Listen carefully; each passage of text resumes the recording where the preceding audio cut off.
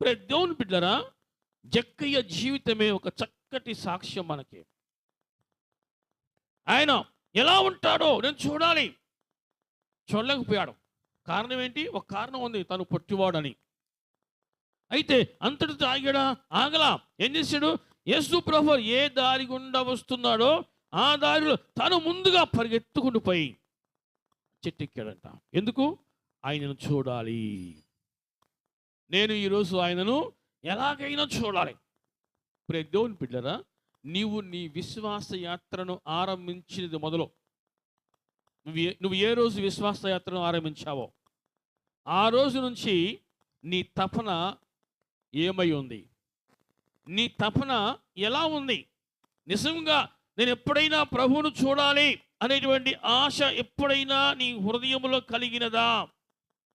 జక్కయ్య పొట్టివాడు కాబట్టి ప్రభువును చూడలేకపోయాడు, పరిగెత్తుకుంటూ వెళ్ళాడు, చెట్టెక్కాడు అని మనము వింటాం, అనుకుంటూ ఉంటాం. వినటానికి బాగుంటుంది, కానీ ఆ తపన మనలో ఉందా? అటువంటి తపన, అటువంటి కోరిక, అటువంటి వాంఛ మనలో ఉన్నదా అనేది దేవుని బిడ్డలారా మనం పరిశీలించుకోవాలి. మన విశ్వాస యాత్రను మనం ఆరంభించేది మొదలు ఏనాడైనా అటువంటి తపన మనం కలిగి ఉన్నామా?